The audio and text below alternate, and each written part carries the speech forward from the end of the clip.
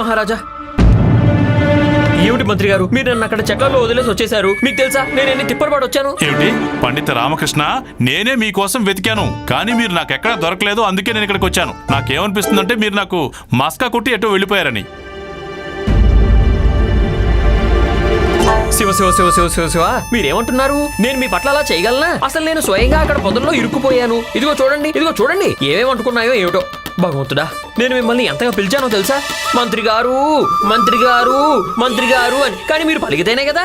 ఇదిగో చూడండి, ఇదిగో ఇలా దర్బార్కి రావడం ఆలస్యం అయిపోతుందని ఉరుకుల పరుగుల మీద వచ్చేసాను. చూడండి ఎలా అయిపోయిందో నా అవతారం.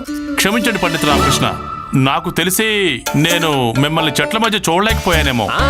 ఇలాగే జరిగింది. అది పోనీలే, బతికిపోయాను. ఇవాల్టి విచారణ మొదలు పెట్టండి మంత్రి గారు. అలాగే మహారాజా. మహారాజా, కొందరు ఫిర్యాదుదారులు వచ్చారు, వాళ్ళని ప్రవేశపెట్టండి. తమరి ఆజ్ఞ మహారాజా.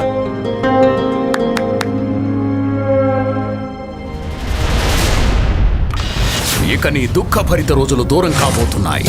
కానీ నువ్వు నేను ఏం చెప్తానో అది చేయాల్సి ఉంటుంది. ఇతను ఫిర్యాదుదారుడు కాదు, రామకృష్ణ పండితుడి కోసం ఒక కొత్త ఆపద. ప్రణామాలు మహారాజా.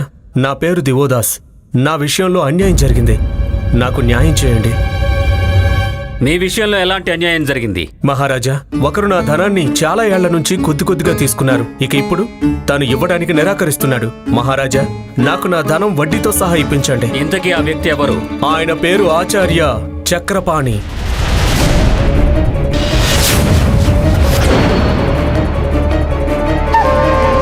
మీరు ఎవరి మీద ఆరోపణ చేస్తున్నారో మీకు అర్థమవుతోందా?